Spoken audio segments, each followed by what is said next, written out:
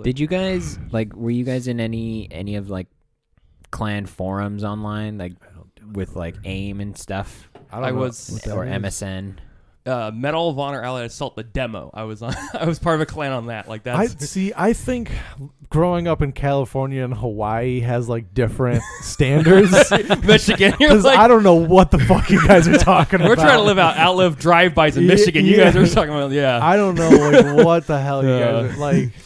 Because like online gaming for me came so much later.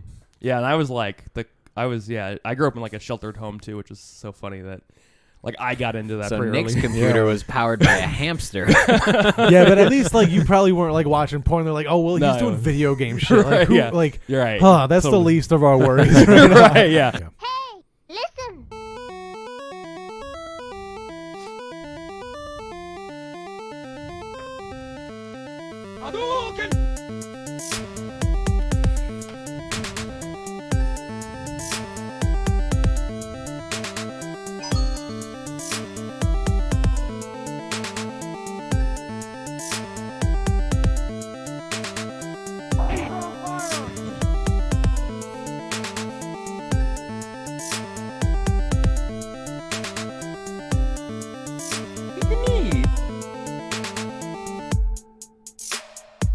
Hello, listeners. Is our intro too long? Probably. Am I going to change it? Nope. Do we need a new one? Absolutely. Absolutely, 100%. But welcome to the underproduced and over-promoted buddy system show called Gameboiz.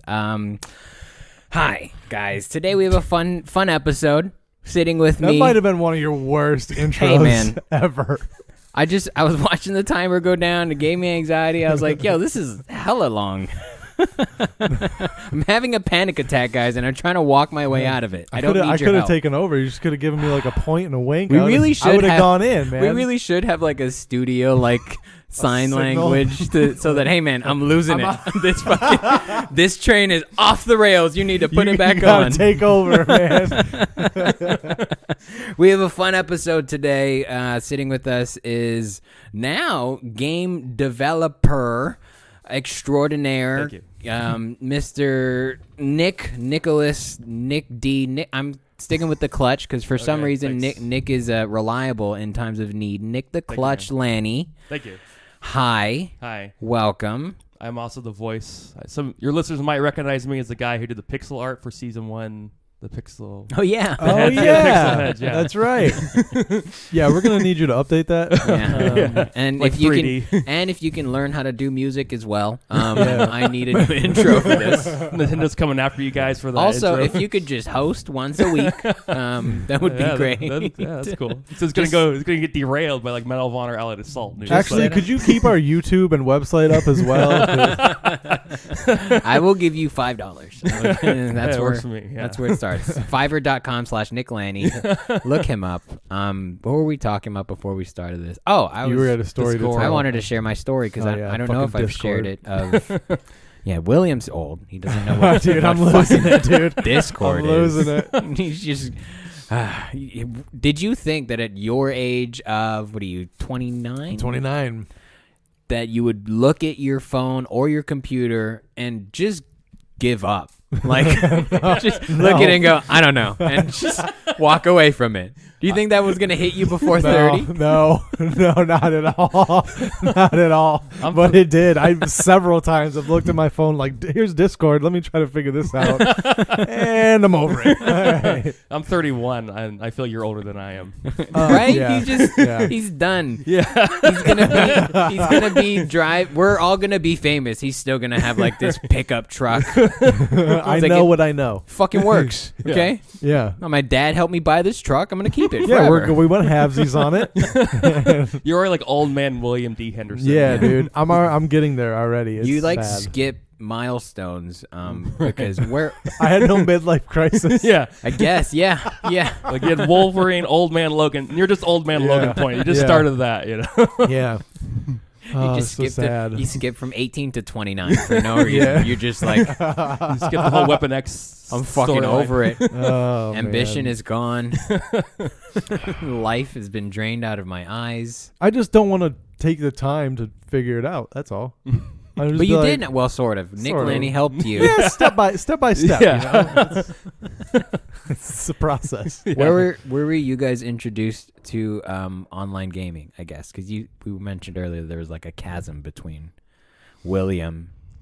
I grew His up. fucking Flintstone over there. I grew up with Wolfenstein 3D. It was like old. Oh wow! When did Yeah. Wolfenstein come out? Like 93. Jesus and- Christ! And then I was watching an episode of. This would really date me. It was on Tech TV. It was became X Play. I think it was Extended Play. Adam Sessler. And Morgan Webb. Oh yeah. Mhm. Of course, Morgan Webb ruined it. He was I great by fucking himself. Loved that show, man. Yeah. He was great by himself. That's He was where, funny. That's where I was introduced to Kevin Pereira, Oh, who okay. I think is one of the best personalities in the He's whole world. great. He's That's amazing. Yeah, he's awesome. Don't see enough of him. Carry on. So he was reviewing one of the Medal of Honor games, like, oh, that's like Wolfenstein, but like updated. So of course, and then I did hear that they were doing like Return to Castle Wolfenstein, whatever.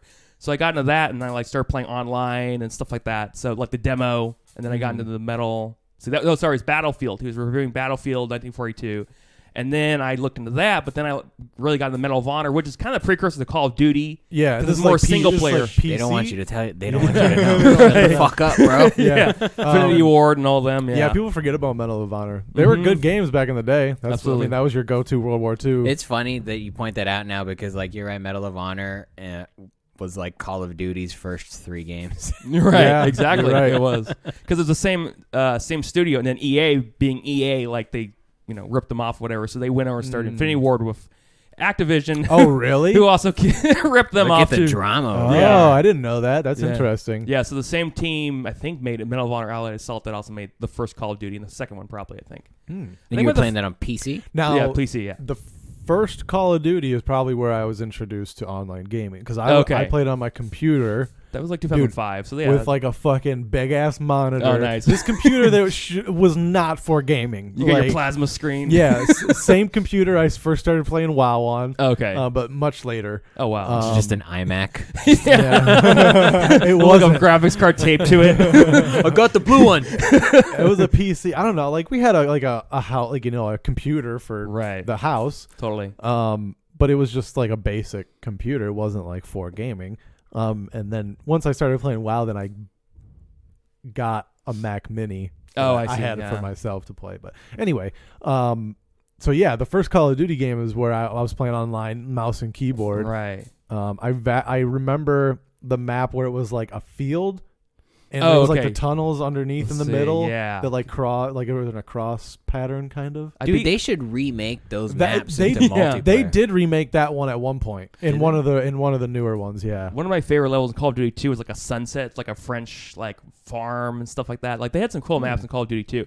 I stopped at Call of Duty 4 like after that because once they did the whole matchmaking thing, I didn't get into it. But yeah, I love like Modern Warfare, all those. Oh, like because you were like you could like choose a server to get on. Yeah, just jump on it. It was kind of cool because those are fun because like there Right. would be like servers where it'd be like snipers only. It'd be, Yeah. like knives only. I did that with Medal of Honor. The Yeah. demo, I would just play the sniper only. It was Yeah, fun. You yeah. know? So like they had that. Nick that was is a that cool thing. secret ace in the demo, just like headshot after headshot. Jesus. I forgot about that aspect of PC gaming. That is a Right. weird thing that doesn't really exist anymore. You can still do it. In fact, I downloaded Medal of Honor like a month ago. And there's, Just like, the still demo. servers. Yeah, just the demo. Yeah. It used to be on GameSpy. GameSpy is no longer anymore. But it was so much drama in just the demo. Like so many Yeah. people. It was just one map too. Stalingrad was the level, and just like. Okay. And I just walked through the level the other, and I'm like, oh, this is cool. Like It's weird how you have memories of a virtual Yeah. room. Yeah. You know. Yeah. Yeah. So Age of Empires 2 was also another one I did. Oh, I love online. AOE. Oh love yeah. AOE. Now when they've actually revitalized that one, and they've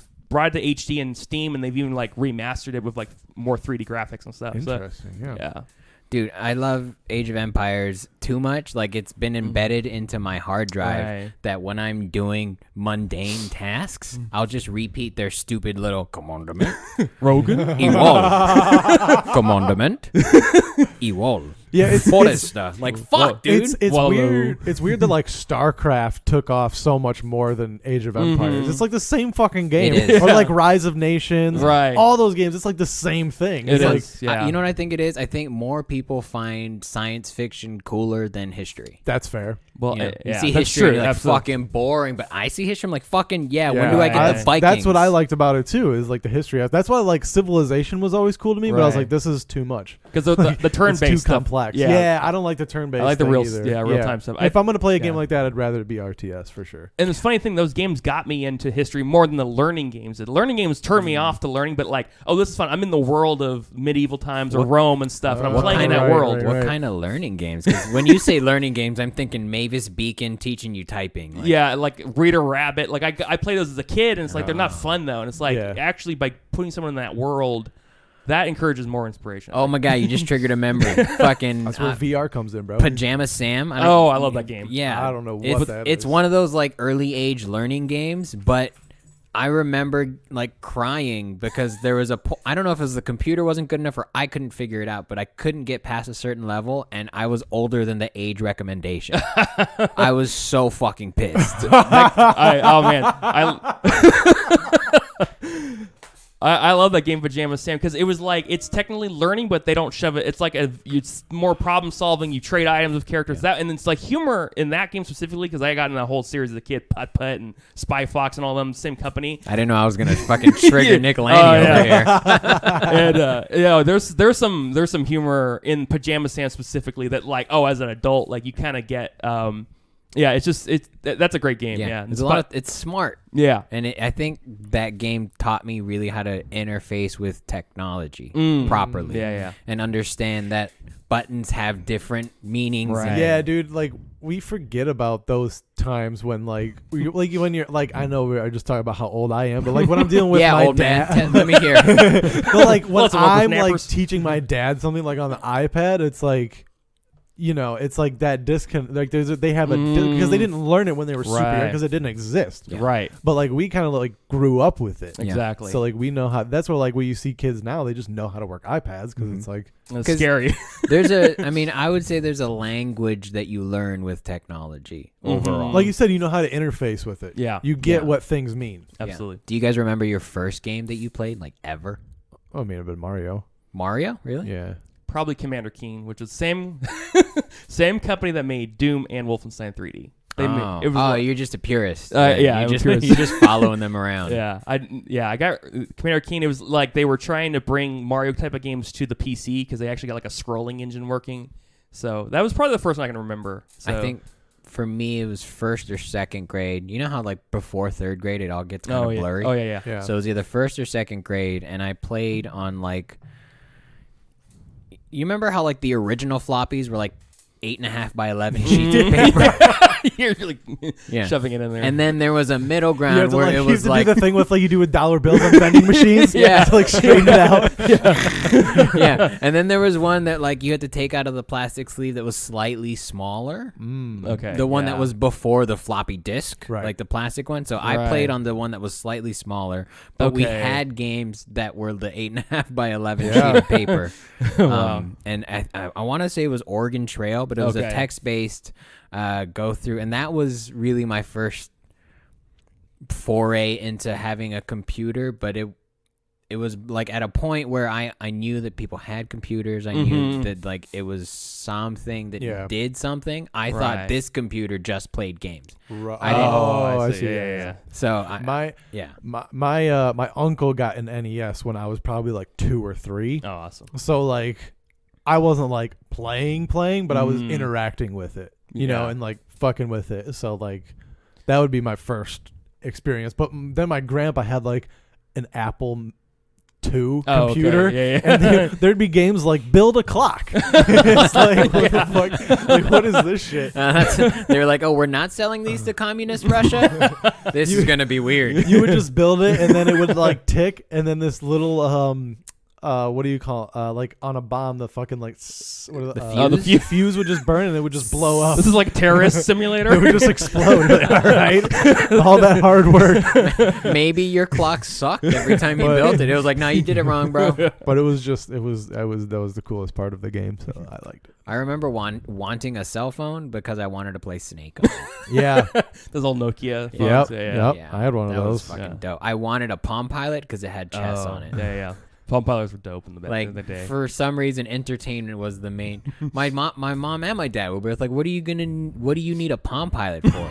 And I was like, "To play chess. What don't you get about this?" I mean, that's still the forefront of most of my purchases. Yeah, right. Yeah. What games can I play? Yeah, like what entertainment value does this give me? I got a calculator. What can I do on this? Yeah. I wanted my phone to look like a Fast and the Furious car. I wanted it to flash. I wasn't rich though, but I'm sorry. It's a Razor. Did you get the Razor flip? Of course.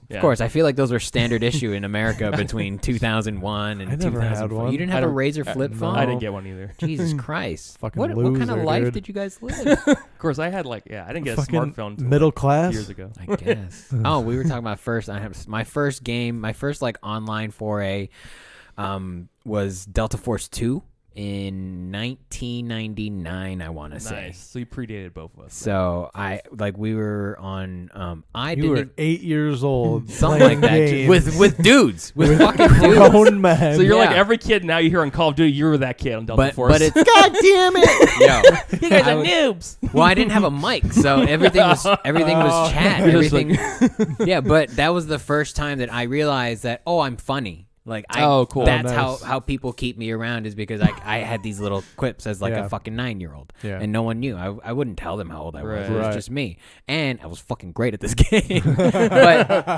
but not because my skill level was high. It was because I had an old monitor, an old computer, and the graphic settings on it made it so that at a certain distance, the pixels would look different if there was a person on a horizon. Oh, okay. Like if they're at the top of a mountain, because I played on fucking big maps. hacker, dude. It was basically a hacker. It was like if I stood there, I could watch it and see the pixel dilation, and then I knew that I could snipe.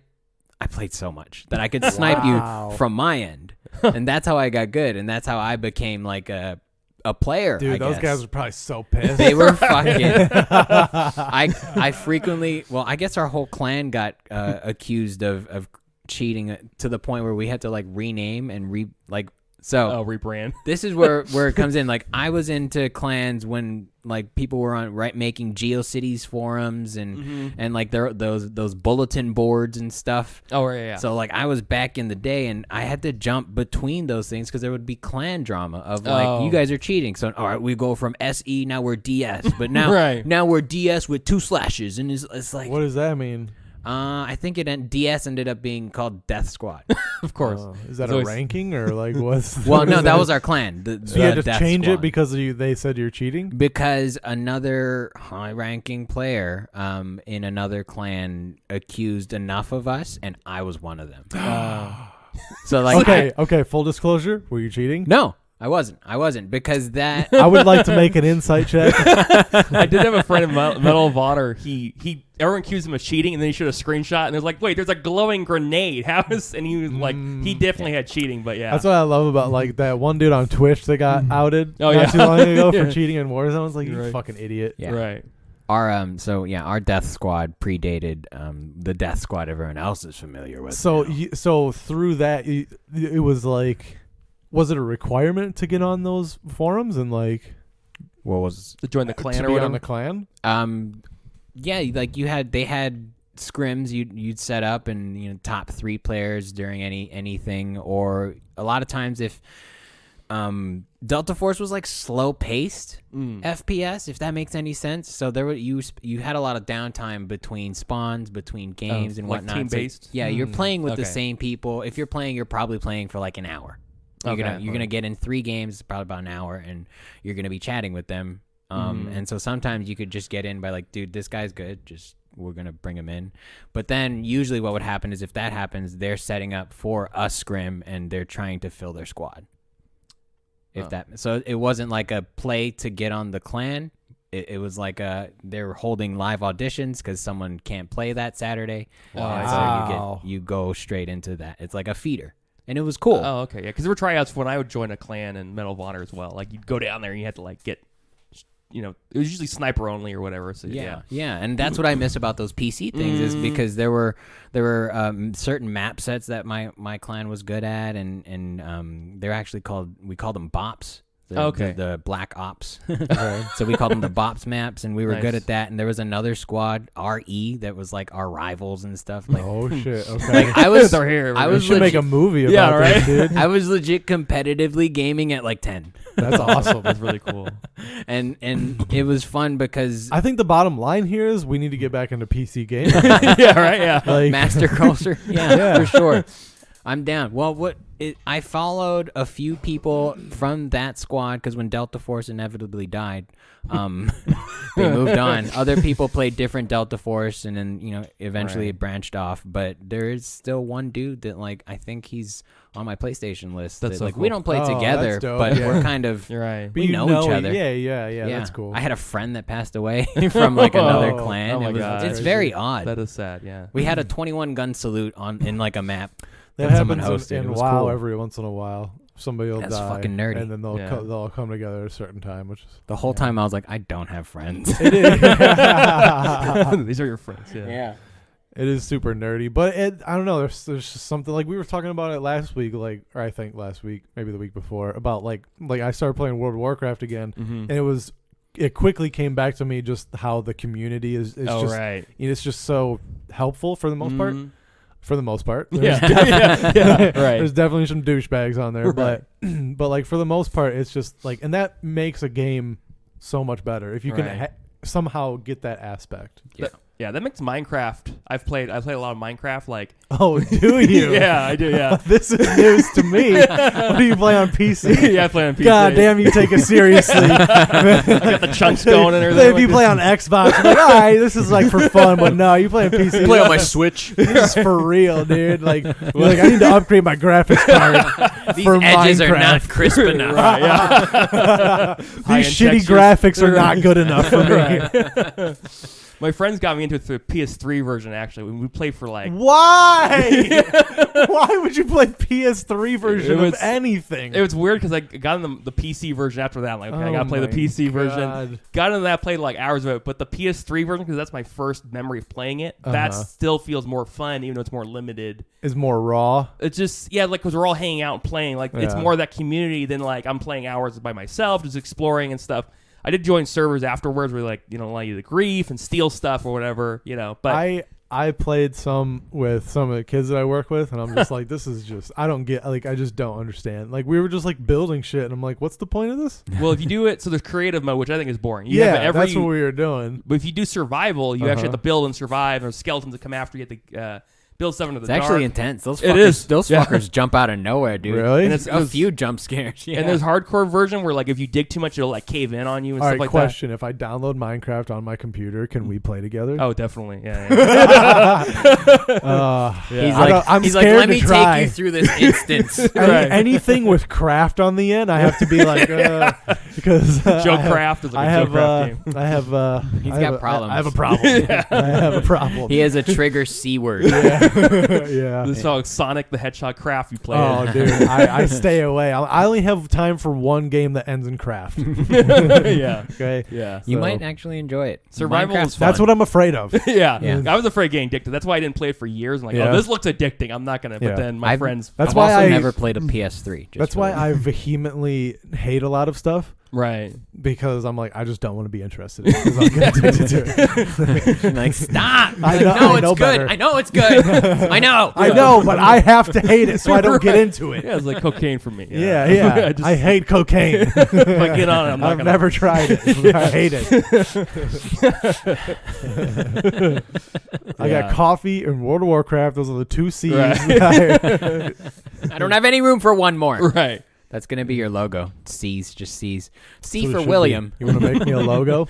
I love to, dude. I was making promo yesterday. C's that go like this. Stop flashing gang signs in my house, bro.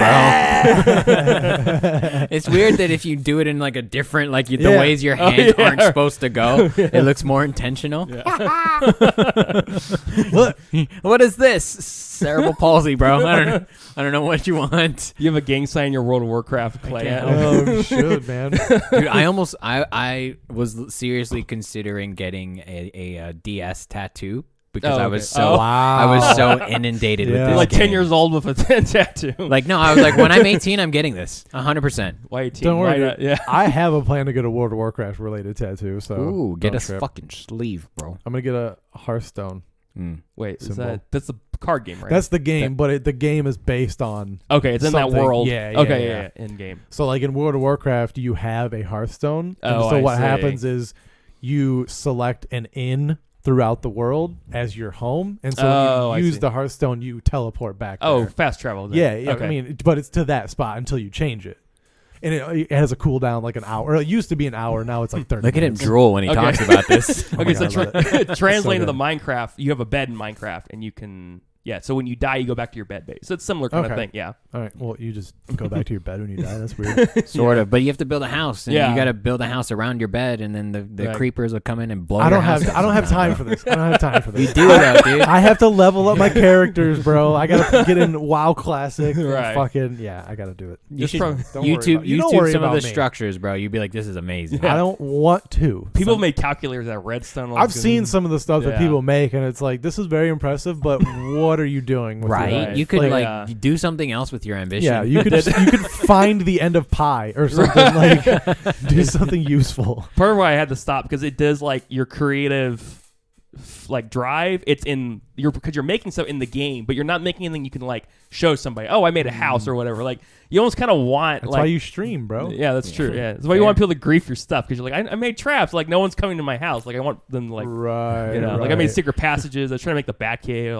So Damn. yeah, it This didn't, guy. it didn't He's get very probably far though. recreating Home Alone, the Home Alone house too, Yeah. bro.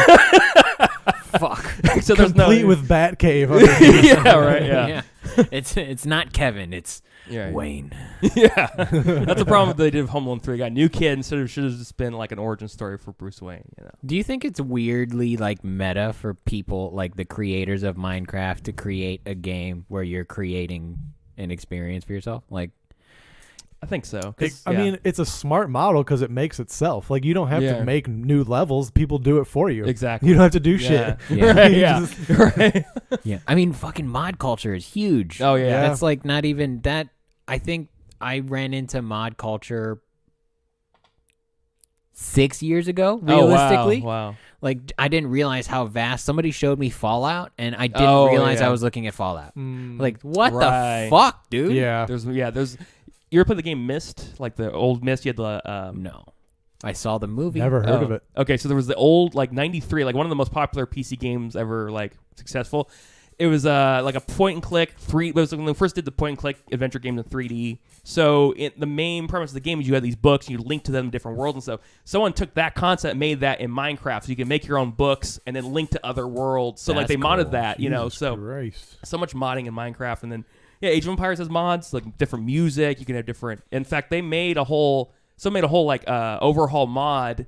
I think it's called the Forgotten. And then when they retooled Age of Empires, they brought it back to Steam. They made that like an official expansion. So that's what's cool about modding culture is wow. when it's embraced by the creators as well. I think also like a lot of the Sonic Mania, the guy who created that. It's like one of the later Sonic games. The guy who made that was modding Sonic or making fan games, modding it, and then Sega embraced them and had to make like an old school Sonic game, which is cool. That's So- crazy. That's cool. And then Yeah. you have the flip side of like the gaming culture where it's more toxic and Yeah. just sucking dicks and fucking people's moms. And so much opportunity, yet so much negativity. I think you guys were talking about Tony Hawk. I think in one of the episodes where you're like, why don't they bring back? Like, We were under- actually just talking about Yeah. Tony Hawk. I think the last episodes, and there's actually there's like a whole community of a modded Tony Hawk game they've made. I need to like show it to you guys. Yeah, so it's like, so they just keep making levels for you. You can import your own character. Like it's a whole like just. I think they took one of the games modded or something. I'll look into it and show it to you guys. Yeah. I'm interested because I don't know I've never been interested in mods though. Like when I see someone playing Grand Theft Auto and then they pull up their list Oh, that is of kind of fucking annoying. mods, it's like what? Like Minecraft gets crazy with that too. Like all the like restore like stuff. is the game itself not good enough for you? Like Jesus Christ, do you know how much time people put into this fucking thing? I think they get bored. They play the original game. They want like maybe more stuff or yeah, something. You know? it's just so weird, man. Like YouTube content creators are so weird. Like the shit that they come up with, it's like you guys are out there, dude. Yeah. Like Well, it's making its own market. Internet's coming its own culture. People are making stuff. Oh, I'm on YouTube. I'm playing Grand Theft Auto. Well, now everyone's doing that. Now, what do I have to do to take to the next level, get more viewers? That's true. we make Big Bird, and I'll fucking drive him around with an AK-47. Why It's not? like, all right. Yeah, I know you want to see that Sesame Street heist and like Right. Grand Theft Auto. Yeah, shit like that. And it's like, Yeah. well, what the? Or Five Nights at Freddy's. Oh, It's going to get so many views. Jesus Christ. the first one, I played the first one. I don't think I ever beat it. And then they made sequels. I'm like, dude, wait a while, then do a sequel instead of like just rehashing the same. Pumping them out. Yeah, dude. man. Mobile games, anything you want, videos, Right. fan-made stuff. It's like merch at Target. I'm like, yeah. All right. Sounds like Counter-Strike.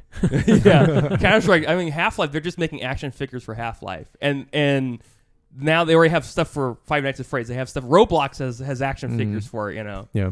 Yo, Roblox is fun. supposedly Half-Life Alex is really good. I've I heard that I've too, heard yeah. the same thing. Yeah. We need somebody with VR. good stuff. Yeah.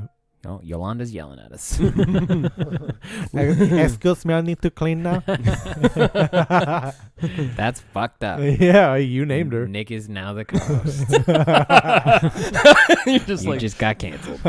we'll mute your mic so people think you've left. Sorry. Actually, Me getting canceled will be the best thing to happen to this podcast. Dun dun I dun. feel like I got canceled 5 times. Local Finally white get some publicity. comedian. Goes on a racist rant. Oh, do it, dude. This is going to be great. I got promo ready. No, we brought Nick Lanny here so you can talk about your fucking game, dude. You dropped this link on us out of nowhere. I remember you talking about it, and you know, not to loop you in the same category, but everyone's always talking about projects. Absolutely. And very rarely do you get to see something come to fruition. Yeah. Totally. And so that was cool. Talk to us about what the fuck you made and how, because like we're that's the veil that we can never really see behind is how do you make this shit? How do you make that decision Right. where he makes that decision, and now you have these options? Like we do And not then get just that. to put it on the screen to where like you're interacting with it, it's just Right. like that whole like disconnect. We're like, what the Right. fuck? It's magic. It's Yeah. magic to us. Yeah, Yeah. we're stupid. We had a full-blown Facebook developer on here, and we still don't understand it. No. We just know how we can get started. That's Right. all we got. out of it. yeah. Right. Okay. So I was playing. Like, What is it called, by the way? It's called And- Overspace Odyssey. And where can they see this or play it? It's on YouTube right now. There is an earlier build I made a few years ago, back when I called it Space Journey. So it all like started with Star Trek. That was a big inspiration for it. So I just felt like Star Trek games were not really could not go to the next. Like I don't know. They're so Couldn't go to the next generation. yeah. I feel Yeah, you. I fucking hate you. Star Trek puns. Yeah. Well, I guess there's a whole like where the game come from. So for the game itself, so there was an earlier build on NDDB. You can look it up on Overspace Odyssey. I have the old version of it on there, but then people had trouble playing it, so I thought, well, I'll port it to a new engine called Unity 3D, which is it's more, I'd say, more accessible for what you get out of it. Like a lot of games today are being made. Like speaking of Myst, they remade Myst and Unity and stuff like that. So that's the name of the game on YouTube. I have it on there, my channel Lava589. If you want to check out my YouTube channel, Lava Studios. so then there's a whole thing. How did I get into like game development? Like I was, I grew up in like a Christian household, whatever. So I was playing a lot of games. I just felt like a lot of content I didn't like really kind of made me uncomfortable. So I thought, I'm going to go and make my own game, look into how do you make your own game. So I looked at a lot of like point and click. Well, I want, you had to like, I wanted to avoid coding for a while, So there are like a lot of game development kits that allow you to like not code, like Game Maker. Like I did some stuff in Game Maker, stuff like that. And I joined a forum. That helped a lot too. So it's like a not necessarily a code generator, but like a code compiler, I guess, Yeah. where it's like I want it to do this, and then it spits out the code for you. Yeah, right. It it makes the game for you basically, and you don't see all the behind the scenes. That's how I updated coding. my MySpace. Oh yeah, right. You can do like the HTML and stuff. Yeah. I mean, Minecraft is a very low level, where you're making something in the game, you're making items, stuff like that. So it really started with me wanting to make my own games, looking into how do you do that, and then it was like a lot of it was like I feel like of a lot of Christian games, they just knock off other games. Like the ones, like, say they have Doom, and now they have this other like Christian game where they took all like the demonic stuff, and now it's just like, well, now we have like a Holy Blast or whatever. Like, it's like, no, you're just ripping off. I did not know Christian games was a lane. There is a whole. Did you know that? I assumed with Sega Genesis. I did not assume There was a Noah's Ark game. There is that, but no, there's a whole Christian community. I need. Okay.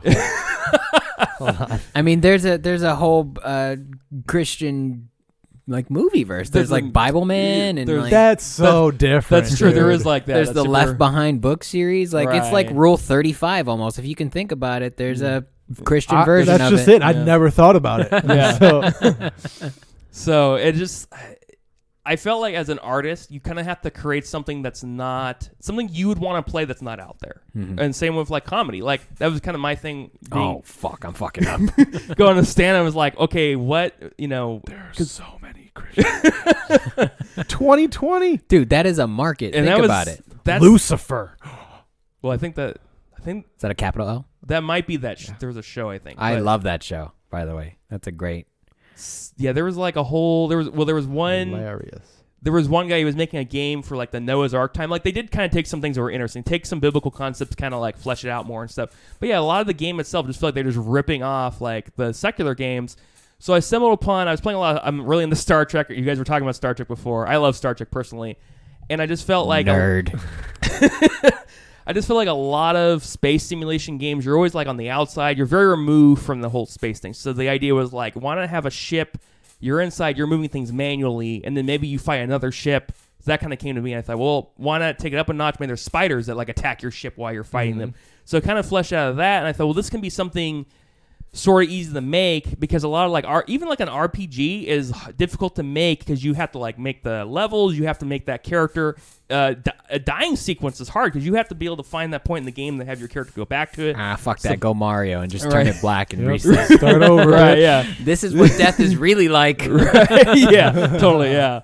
So getting into that, I thought this could be an easier concept. So I started Space Journey, just kind of that, and then I made it in this engine called Blitz 3D, which is like, it was like only $100, and you did have to code. You did have to code it though. So you would write, like, I wrote a whole source code for that. But then people had trouble playing it. It was very slow. All right. I'm gonna put a pin jumping in all it. over. No, I just want to know what's you're going to code. Do you put in AirPods? Do you have headphones? Oh. Do you light a fucking Himalayan salt lamp? Like, what's your Zen? Do you need a Zen space? Or are you like, fuck that, I code in Starbucks? I guess if I had my space, it would be like listening to like a lot of music associated with like, I don't know, maybe it's stereotypical like cyberpunk kind of stuff, like a lot of the hacker movies. You got like the like I love that. I love that kind of music. You're very you know? cinematic with your life. I Yeah. like You're like JP from Grandma's Boy. Oh, yeah. So I don't know that I listened to a lot of trance like when I first got into it. What is your headphone of choice then? I mean, do you have headphone? I like a lot of different stuff, which I know everybody says that, but like, headphone choice. I just have like basic Sony, the Sony ones that like. Yeah, Over like the ear, the over the these ear ones? ones. Yeah, I never got into the ear, but because they get kind of nasty after a while, Yeah. So Dude, you should go running with them. They get Yeah. super fucking gross. yeah. So yeah, I started making like I want to make a point and click that was kind of like Zelda or whatever. So I was like 15, and then I kind of stumbled upon the whole Space Journey idea before I graduated high school. And so it's been like a 15-year process because I'm making the game, but I'm also learning how to make graphics, learn how to code. Like that's what makes it hard. And I'm doing it by myself, and I prefer that way because I got a lot in the graphics, and then I would help people with other projects, but then they would like ditch the project, they leave, and that's kind of why I like comedy. You can be solo, kind of do your own thing. So I do work with a music artist, and she also does the sound effects for the game. So that's cool because I'm like, okay, here's the game. Could you like make sound effects for this? Okay. So I kind of already made it, and then she kind of puts it in there. Cool. So it's like a storyboard. You're like, look, this is what I made. Right. Give me something good. In fact, a lot of that, the demo I released was a lot for her to look at. Okay, I want like I want battle music. And I thought if I make the game first, you'll see what it looks like. Then you can kind of like make that kind of like, I guess, Hans Zimmer, he's watching Gladiator. He's going to like score it how he's watching the movie, how he feels it fits, that kind of thing. That's another form of magic that I don't get. The people that score shit, like when you just watch a John Williams orchestra just playing things live, you're like, totally. How do you get that from your brain right. to the paper so that they can play it? Right. Like, I can tell you my story, but I can't tell you my story so you can tell other people the story. I can't fucking do that. Right. It's crazy. I guess if you really want to break down the whole like code to like screen thing, I'd recommend getting like an engine, which Unity is probably the most accessible one, but you do have to do some scripting. What's like is there like a basic, like a very basic, like here? Is there Game Maker? Yeah, but you don't do any. You can avoid scripting if you want. Well, I guess I should break it down. Coding, scripting, and then there's like where it's all like modular. So coding is like you're pretty much writing the whole source code. That's what I did with the first version of Overspace. Mm-hmm. I pretty much did the whole source code from beginning to end, and then in Unity though, a lot of it's already pre-made. Like it already it adds physics, all that kind of stuff. You don't have to code all that stuff. I had to do that with the Blitz, and that's why some things would not come out right because I don't have all the experience to do like a whole physics engine, and that's what a lot of people are saying. Why reinvent the wheel if you can get an engine that does a lot of stuff for you? Right. So Unity does more scripting. Game Maker, you can do scripting, or you can go modular, where it kind of makes it for you, like we were saying. It just kind of brings it to the game, compiles it for you, and you don't see any of the code stuff from behind the scenes. More like a create your own park in Tony Hawk's. Like you're not coding, but here's all the tools you need. Right. And it can be like you develop this game. One thing I didn't cool. Yeah, one thing I didn't realize either was the breakdown between graphics and coding. So you can be a graphics artist, but the coding is what brings that to life. You can make a 3D model, and I think maybe it's more obvious now. Like if you do look into a game, you're like, oh, this is like if you're playing World of Warcraft, this is the model for the orc or whatever. But you have to put the game engine kind of stitches all that together, you know. Yeah. So the world and all that kind of stuff. So yeah, so that was the whole thing. And then I want to make my own graphics because I was getting in a lot in the graphics and stuff like that with a lot of the forums, and I guess it's really helpful now because of Unity. A lot of people do this guy named Jim Sterling on Destructoid. He called it a term called asset flipping, where people will get like, though, because in Unity says a lot of assets. That's why one time someone asked me why get Unity versus Unreal Engine, because Unreal Engine now is free. Like they're making it more accessible now. I said Unity because there's so many shitty games out there. Right, exactly. Yeah. Fuck. Zelda remake, all that stuff. Yeah. I said Unity because there is more of a community building stuff. You can kind of throw stuff together. So in the Blitz 3D version, I'd have to figure out how do you do a save file. Oh, so Jesus Christ! Every single fucking podcast, dude. I'm important, guys. You just have it ring. Just have like no one. Just ring on its own, so you assume. Yeah. Shut up! Don't tell them what. I'm like calling you, so you call me while we're on the podcast. Texting me. Keep texting me. Everything's hold on, bro. I got to catch up a little bit. Yeah. So the whole community, like, I don't have to figure out how to do a save file now. There is like a asset plugin in Unity to do save files for you, that kind of stuff. Right. And so you just add it in, and it's just part of your game now. Exactly. So that's pretty dope. Yeah. So he was talking about asset flipping. People would just like. They wouldn't make any of the graphics. They wouldn't make anything of their own. Just get all the asset stuff online because you can make like an entire city. Like they have a modular city and stuff like that. I did that for like a little city block. I made my own graphics, but I almost kind of want to show it to people because I didn't make everything in it. You know, right? The Overspace with that trailer, the planet, I didn't make my own. There was like it's like a planet builder kind of thing they kind of had with that, and then there was some smoke effects, like a lot of that kind of stuff. Like the stuff that like effects are harder to do because there are a lot. Like if you're playing like, say there's smoke, for instance. That's just basically they're 2D graphic images, maybe JPEGs, PNGs, that they just keep because they're simpler. They just make them as a plane, like a flat plane, and then maybe they always face the camera. Right. So then they expand, but there's so many of them, it looks like there's smoke going on. So that's how a lot of particles are done. Okay. And so it's a lot of, I've coded my own. Like that's what's cool about doing it in Blitz. I know I can code a lot of stuff on my own, and so then Unity just makes it nicer in a way. But I do think like, as like someone who maybe would lead a game project, you should know how this stuff works. So when you tell a graphics artist, hey, we need this, like like how long it's going to take, what what's into that, Yeah. So I don't know if I'm answering questions. So I mean, you're just telling us about your game because, like I said, we don't know, and you're explaining it, and right, I still don't know. Yeah, like yeah. So it's I feel like it's making a game is something that I have to see. Like, you can tell me the information, but you also have to show me because there's a probably disconnect. like do it. Yeah. Like, Fuck you, dude. I just want to show me. So like, okay, so let's say in Game Maker, you can make like a very basic, like a Super NES kind of game. I'm in. Okay, so you make like a I sprite. love Metal Slug. Yeah. So really, so you go into like say Paint. I've made stuff in Paint before. Like you just do. So you get like your character and you want them to animate. You just do multiple frames of those side by side, and then you tell the game editor where to pick up those frames, and then they animate them basically. Or you can do so. That's how they do a lot of that. And so in the sprites, the sprite, well, they call them sprites. The sprites are 2D images in like wow. So with the smoke, the particles, those are flat 2D images, so called sprites. And then you could just get like a smoke graphic that just like say Photoshop and just make it like blow up, but you do frame by frame. Because the illusion of animation is that you have still images that are all like kind of put together, like it looks like motion. Yeah. Don't tell me how the fucking sausage is made, bro. The fuck? So yeah, so that's what movies are. yeah. So yeah, that's how a lot of it is just. So yeah, you can even do a basic, and then yeah, so you would have to look though in the editor. Okay, this is where you put your character in. There's you put them. There's also RPG Maker, I think 2000 or something. Nice. A lot of games are made like that. But they look like the early Final Fantasy games, like Super NES. Those.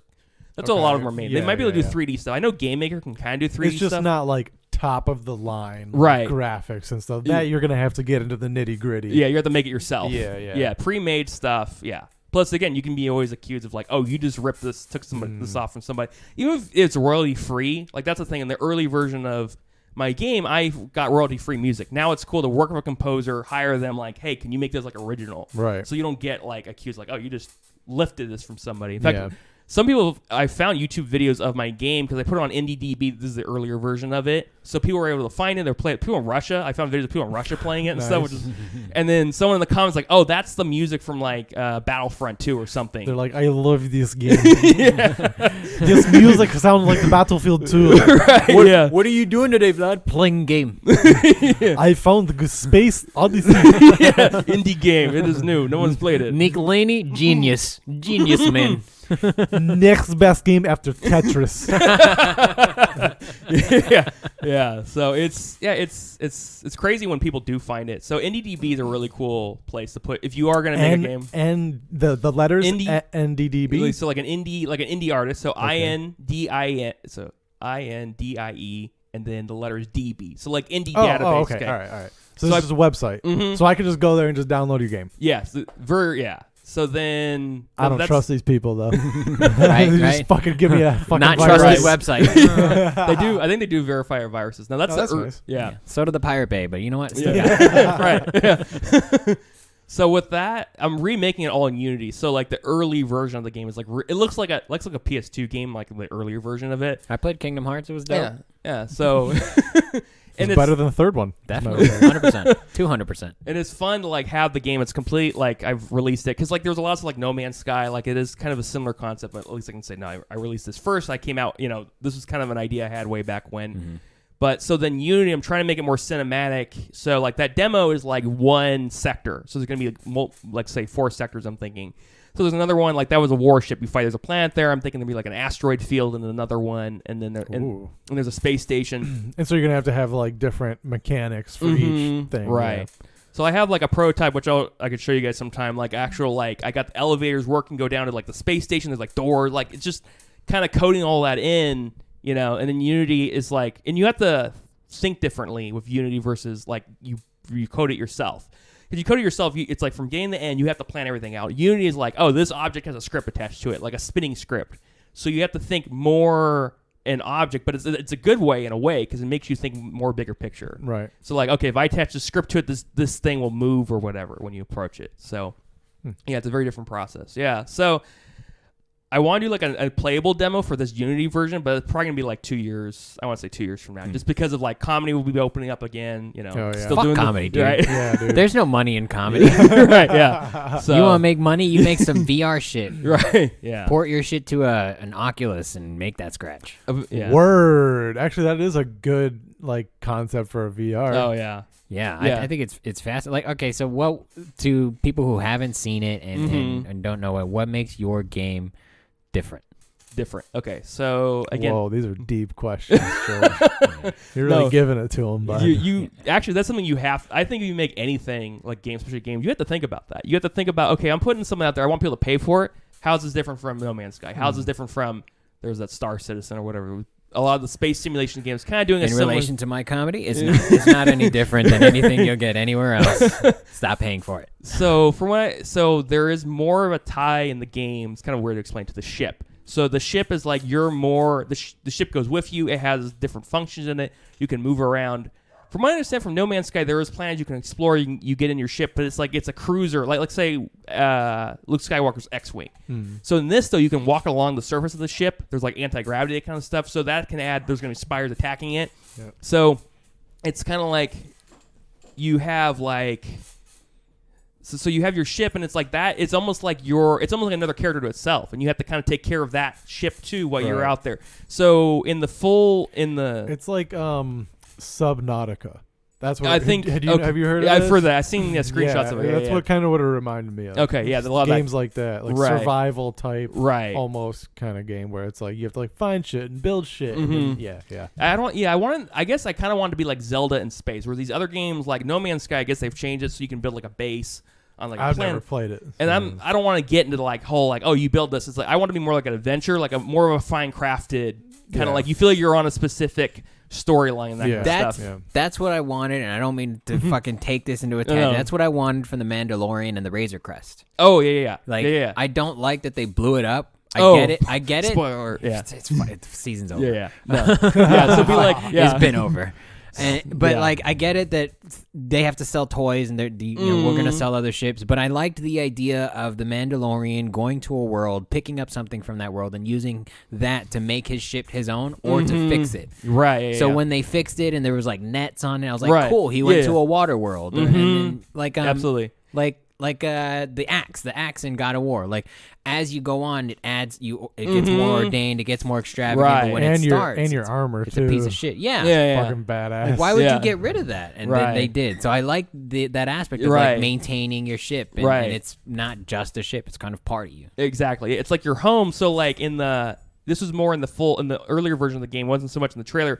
When you go to different sectors, I kind of thought it would be cool to have like an arcade section. So you have to shoot asteroids and again, it's kind of taking from like the whole Star Trek, Star Wars trope. So like Star Wars, you hyperspace warp where you just get there, or they're like see stars moving. No, like there's actually debris. You have to shoot that debris from hitting your ship. Now it adds like a little arcade section. You have to get on your ship. So again, so I have the ship. You move around it. And again, I had to think as a game developer, how do I make that like a useful part of the game? So like, okay, I can walk around the ship, but if I'm just shooting the other warships inside, what's the point of walking outside? You might as well be a North Star, like Starfighter or whatever. Yeah. So now there's spires attached themselves. There's debris. There's other stuff. You have to get outside and shoot that with a laser gun, or like repair the ship. Yeah, in the demo, like you grab a warship and then you can shoot the door out and then go in there and then fight enemies. Like now you're boarding their ship, kind of. Because that was the demo ended quickly. Like when you get to the actual warship of the enemy but the idea is that there would be another guy on there, another astronaut who's an enemy, and he's gonna be fighting you now. So you have to fight him, fight his, and then remember there's a power up now. So like I was thinking there'd be a power up like a cloaking because his ship could cloak. You could grab like a Mega Man, you defeat the boss, you get that ability. I've never defeated a boss. For the record. Here. Okay, on the Fuck wiki. you, Capcom.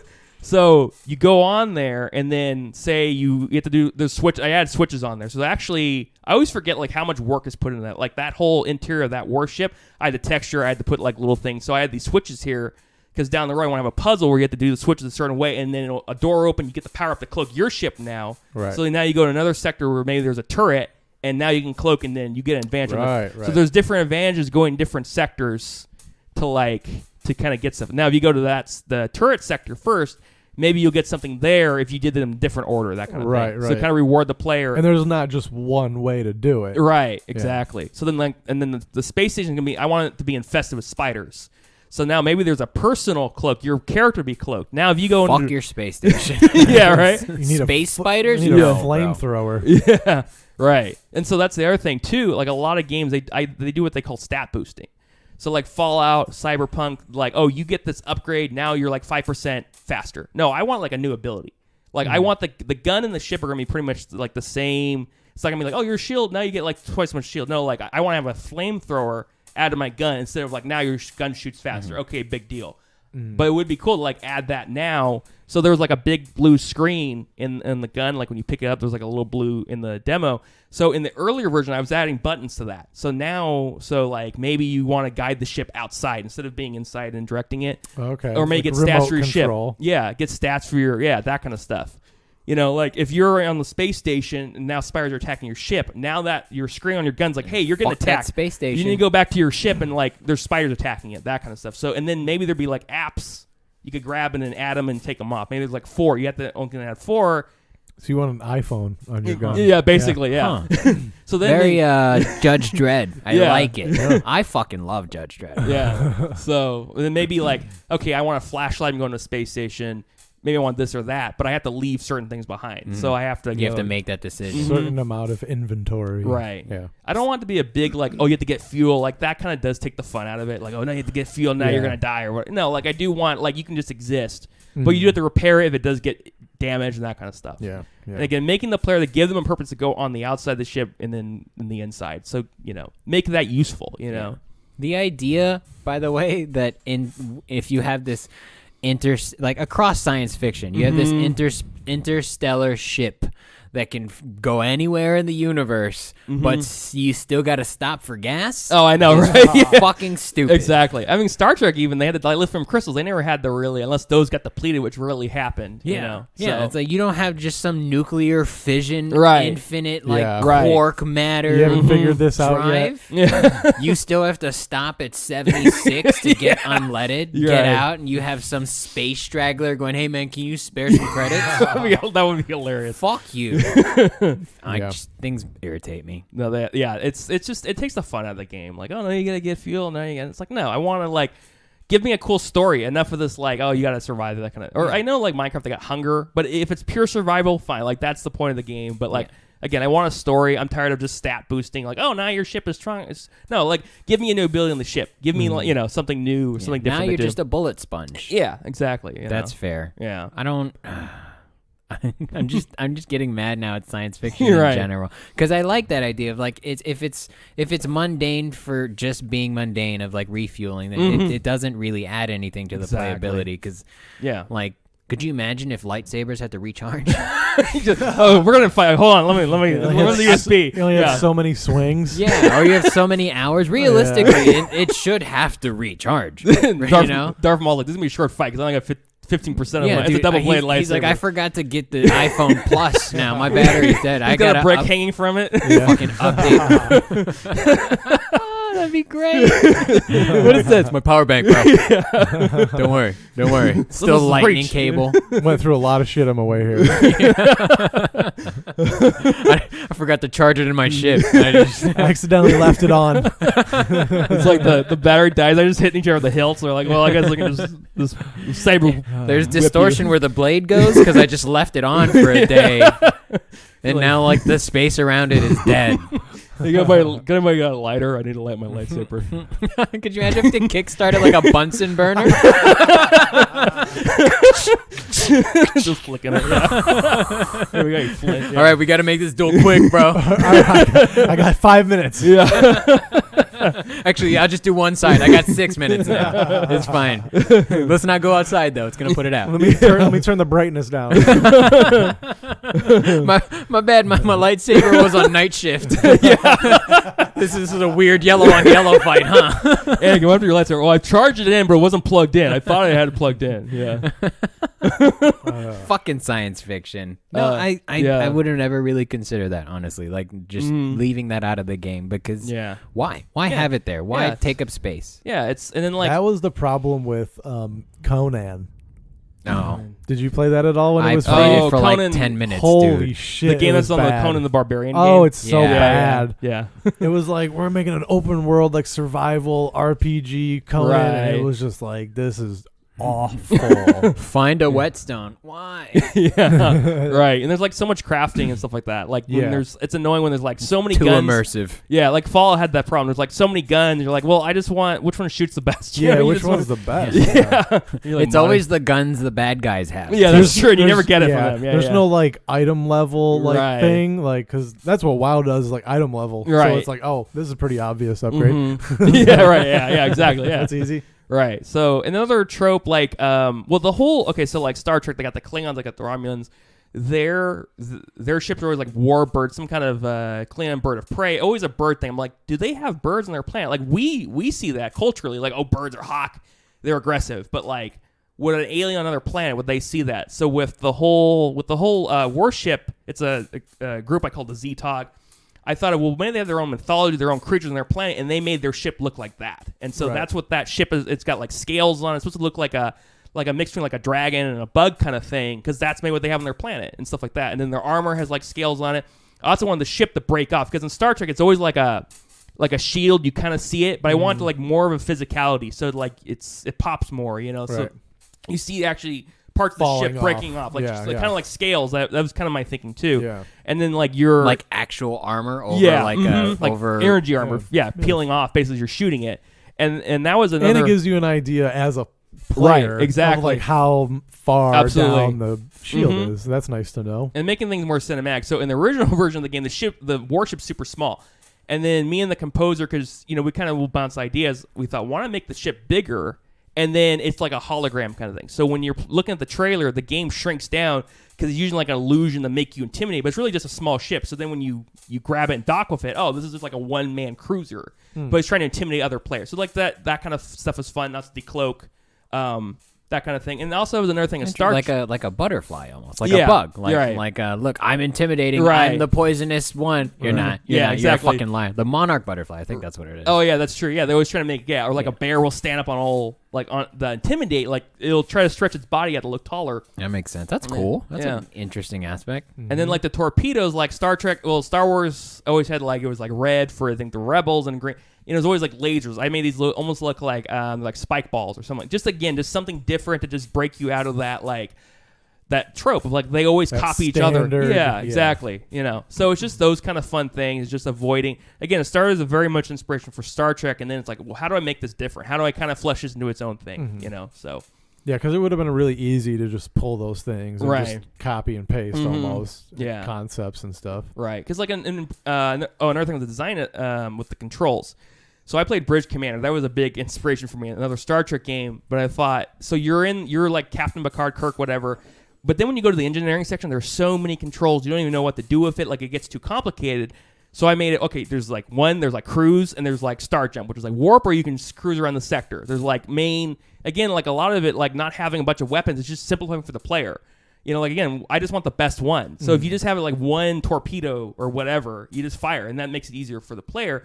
And then I also made like some of the user interface, it can pack. So like it drops down, you click on it so it goes away, just making it easier, making for the player. Not so much clutter. Exactly. So much going on at one time. Because that is the problem with a lot of games now. Yeah. Especially if you come into it late, it's just like so many features. They're just like, you can do this too and make this with this and get this thing, and it's like, dude, one thing at a time. Exactly. Right. Like just calm down. Yeah, totally. So that was the kind of thing, simplifying it, and again, like what I didn't like about space simulation games and doing it differently. I think there's a divide too. There's like the space simulation is very watered down, kind of like No Man's Sky. You're in a cruiser, or the Rogue Squadron ones, or those kind of games. And then you got like the Bridge Commander. You got like the really high end ones, and I want something kind of in that middle. Where like you have some depth to it, but not where it's crazy. Like you said, there's so many features you don't know what to do with them. Yeah. So. Just the fun shit. Yeah, exactly. Like shooting spiders with fire. It's like Zelda, even like Breath of the Wild. Like, you have all these weapons, but at the end of the game, it's the Master Sword is what you really want to have. So that's kind of the thinking too. Like, again, you got the shit, you got that one gun, you got that one ship and stuff, and then fleshing out also different groups. They're gonna have a different design aesthetic. Even among like the humans. Like so, like in the space station. So, like, the ship looks more like a Federation kind of NASA government kind of ship. But then when you get to the space station, that's like a science kind of group. So they're going to look a little different. Like, their design's going to be like more of a lab kind of thing, too, Yeah. So then, like, I created this whole character called Jonathan Yex, and then he has this thing called a Yexagon.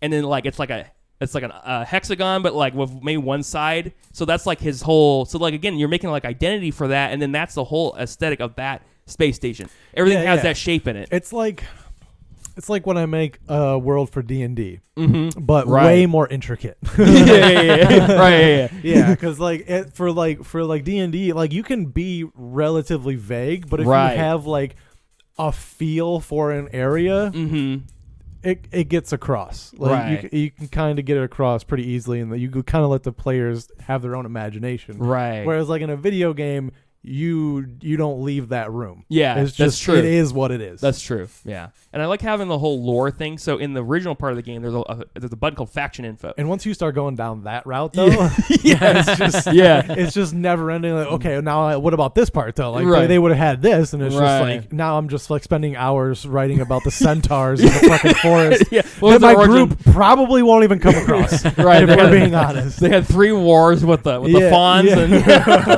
this is an item that's for the hero of the second war. They fought the tree people of the western forest. It's like, But if you start doing that now at the ground where Nick's doing it, Right. when later on you now have the juice and the meat for Right. things Have like a the framework, Mandalorian, yeah. Right. like the fucking Right. Rogue One, And- place to play in. And Right. it's like you never know. Like I don't know if this happened like in your game development where like you think of something that you want to implement in the game, but it's just like it doesn't fit here. Or, Right. Like, it doesn't fit anywhere. But then like down the line, something comes up and you're That's like, true. oh yeah, I had this thing that I was gonna do like a year ago. Right. It's like sitting it on could- jokes. It's, Yeah, and- it's kind of like that. In fact, actually, for a sequel idea, this is So I thought there's that whole relationship to the Zeetog. That's the warship you fight. I wanted to create. There's a relationship between them and the humans because they were in this lore. So Star Trek, it's always like, oh, humans start space exploration and meet everybody. No, in this lore, Yeah, because we're awesome. Space. Right. Yeah, we're the best. The final frontier. So you meet the And Zeetog. it was American specifically. That's true. Yeah, very American. Yeah. English speaking Americans. Right. And a black Okay. dude. Space. And a blind black guy. Yeah. Let's get all the minorities in one. Basically, space This communists. just out there. in, he's gay. Right. Yeah. So there's that whole relationship. So there's the Zeetog, whatever, you meet with them, and then I thought, well, the sequel idea is like this game is like there's a Cold War. Maybe in the sequel there's more of a war. In the Zeetog, maybe they kick the humans' butt. So then now you're Kick their butt. they kick their butt. Yeah. So then Butt kicking Zeetog. yeah. So now I thought, well, there could be other groups. You go to them and they upgrade your ship in different ways. Yeah. So like you go to like more like elf kind of like secretive. Like they'll make your ship more stealth. So now for stealth missions, you go to like more of the dwarf kind of Norse kind of aliens. Oh, They'll like shit. beef it up and stuff. Yeah, yeah. Or you can just go in there guns blazing, or maybe find an experimental group or whatever. So like Kill those. everybody. Yeah. So those Go ideas. in America. Yeah, go America. Yeah. So those ideas are like, well, for this game, I don't want to do that. I just want like that one ship and everything singular. But Yeah. then maybe in a sequel down the road, it could be Yeah. something an idea to Just play with. expand on it a Yeah. little bit. That's super dope. So, do you yeah. have plans? Like you said, a couple of years for something else. But like, how long do you think until like release? Really, like, So I don't know what your plan is for like release. Like, you gonna send it to Microsoft? What's the game plan here? So the game plan is, so I want to do a demo. Of course, I know once part of the hesitation of releasing anything, once you release something, because this happened when I released the earlier version of it in the IndieDB, is now if people are playing, they like it, now they want to see more of it. So, and it's like keeping up with that. So I know once I release a demo, now it's like, okay, now people, they play that. Well, now they're wondering where's the full game going to come out, whatever. Yeah. So, because they want to do like Steam green light eventually, or where people can play it early, there's alpha builds, but those people are making the game. I'm sure they're like constantly talking to people. Hey, this new build's out. They're fixing this and left and right and everything. So it's like keeping up with that.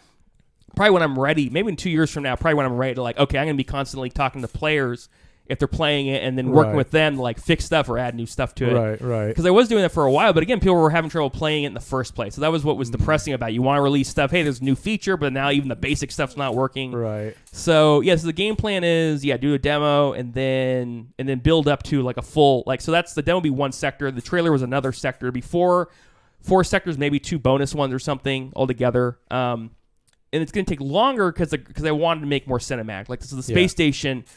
I haven't finished it because I'm like just making it, and again that's just one station for that sector or whatever. And then like really down the road, okay, want to make a bigger version of that, and then maybe do a Kickstarter to kind of get like bring in more programmers, more artists, like make an old fully fledged game. Yeah.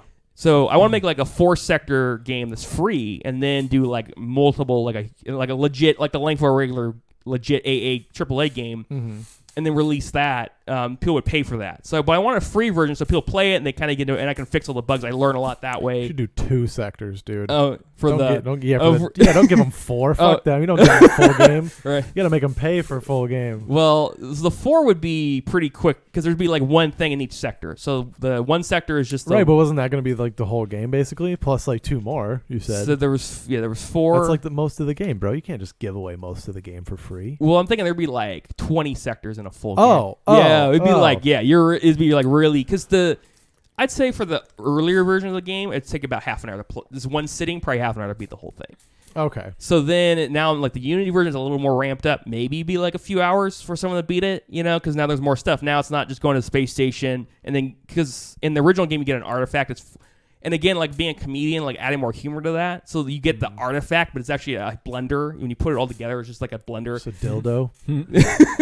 just random stuff like that. Like, and that's what I did. Like a lot of the early, like a lot of the space. Make an air fryer, bro. Oh yeah, it's a George Foreman grill. Those are hella trendy right now.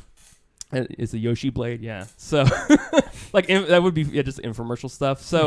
So you go to the slap chop. Yeah, it's a ShamWow. Yeah, it's a Snuggie. Yeah, you build a Snuggie. So you go to 4 sectors, and then you build that item, and then that was it. And then, so now, okay, so like say there was a space station in sector 2. So you go there, you like flip off a switch. There's like maybe a force field over the item. Then you get the item, and then flip off the switch. Yeah.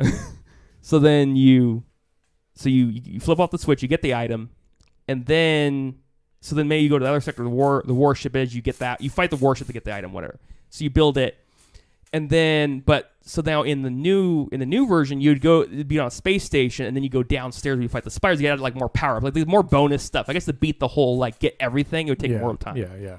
So that's what I'm thinking. Just like time it takes, like would be a fully fledged game, and for people to actually pay for it too. Like, that's the other thing too. You don't want to like release too little, and like, hey, I paid $5 for this, and I beat it in like 2 minutes, kind of thing too. Right. So that's the other thing. You already have a demo player in Russia. Yeah. Some Nick Lanny in Siberia. Nikolai, playing through this thing over and over. Plus, there is that whole like, because now there's more stress put on like the whole No Man's Sky because there is like that was an issue of false advertising. But there is that thing where like players are now expecting more from the developer. Yeah. Less glitches, more of a working game and stuff. I feel like once you release it, then it's like, okay, now I know where the problems are. I can update it. Like, exactly. Like, you're going to get more people playing it, and that's where you need a large sample size. You need testing. More people play it, yeah. And from there you can just like update. Like every game does that now. Right. They release something and it's like, oh, we got to update it. We got to update it. We do it all the time. Day one patches. Yeah. And stuff. So, let the players basically be your beta testers. Right. Which is kind of fucked up, but hey, if you're triple, like that's everything. I would release it for cheap too, like $20-$30, like not a $60 game. That's cheap for you, bro. I mean, bro. Well, I mean, I'm poor. Well, the more, the more. One thing I realized with gamers too, the more expensive the game is, the more upset they'll be if something goes wrong. Fuck yeah, So which makes sense, So that's the other thing too. Is like I'm getting mad when Tomb Raider glitches, and I got that shit for free. Right, yeah. That's why I kind of want. This game sucks. Fuck this game. That's why I kind of want to release like the 4 sectors for free again. You get more people on board too. Like you get more people playing it. So then with more hype. Yeah, exactly. You could have DLC sectors. Yeah, exactly. So with and then functions or whatever, because that was the kind of what I was doing with the Blitz version. I released it and I was adding like more gun functions. Like okay, now there's like you can steer the ship outside with the gun. Now you get stats like just bonus. So it was painful to want to add stuff and then get people like make everything work too. So, and then we do a Kickstarter like, hey, here's a working game. Like I'm not fooling anybody. This is just what the game's going to be, just bigger, basically. Right. Yeah. Is game development a true passion of yours? Because it sounds like you've been at it for a long time. It in some aspect. I'm passionate about it because I channel a lot of like that game playing energy. Like I'm getting into a game, like into making one, but.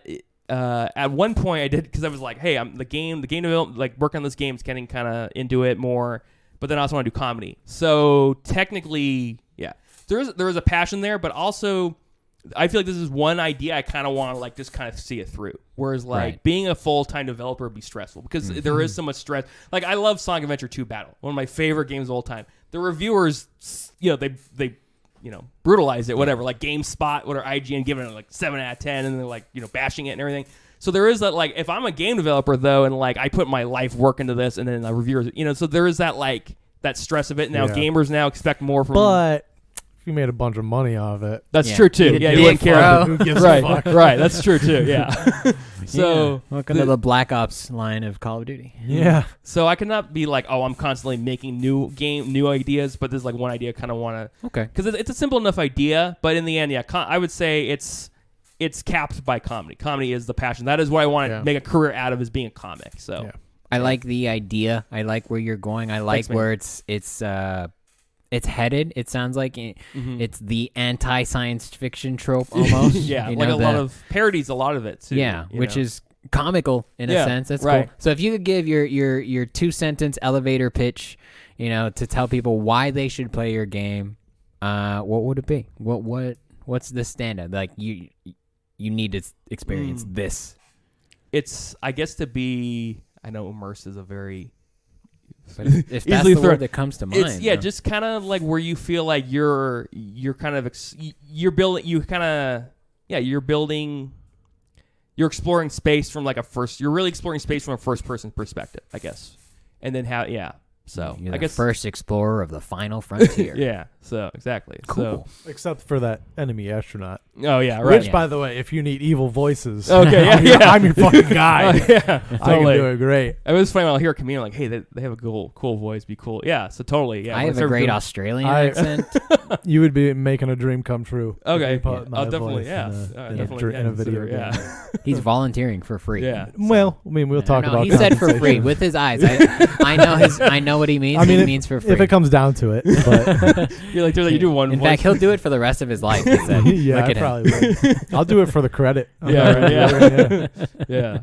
Cool. Where can they get your game, Nick Lanny? Just remind everyone. Yeah, can play a version of it. So the early version of it looks like a PS2 game that's on Indie. So INDIEDB, IndieDB. If you look it up, Overspace Odyssey, you'll find the early version of it. The current Overspace Odyssey. Nope, not that one. I'll keep trying. Okay. The current version of it is right now a trailer, just the trailer for it. There's 2 trailers actually. One I did a few years ago, where it shows more of the spiders and you fighting them, and then this one's more the warship. So it's currently being in development for Unity. Hopefully 2 years from now there'll be like an actual like playable demo. So yeah, you know what? That's still a shorter timeline than Cyberpunk. Yeah, that's true. Good for you. On sticking to a deadline. Right. Cool. Where can they Very follow you, Mr. Nick Lanny? So on Instagram, Lava589, on YouTube, that as well. I think I'm just Lava89 on Twitter. So. You should get them, like I tell this guy, all across the board. They need to be the same thing. I just want to just join like forums just to like make Lava 89. So I just claim that name. That would be dope. Yeah, that's a good idea. So Lava 5, Lava 6. Yeah, right. Yeah. Not getting anywhere near that. Yeah. Yeah, and then you can just turn into that's what the email you give to your employees. Oh yeah. Like, hey, what number are you, bro? I'm Lava 12. I'm Lava 8, dude. Right. I got here way before you. Right. Cool. Yeah. William, what about you? At one-eared elephant. Holla. One-eared elephant. With an F. There you go. Elephant with an F. Spelled properly. It should be that. Like, it should be one-eared elephant with an F. Like, that should be, like, the actual... I'm not mad. If you make it whatever you want, just don't put comic or comedian in it. Yeah, that's weird. One trunk elephant is what I'm making. I the one mic elephant. I cannot make you happy with my screen name, so I'm giving up trying. No, keep trying. I'm not changing it anymore. Just the Will F. Shut the fuck up. That would be really funny. The William F. he already put the F in on his own. Okay, don't ruin the inception. So follow him, Lava589. Follow William at the Will F. I'm at the George F. We are at the Buddy System Co. For everything Buddy System, go to thebuddysystem.co. And if you know, you know. But stay tuned to Instagram. We got some announcements. We'll talk to you later. Bye.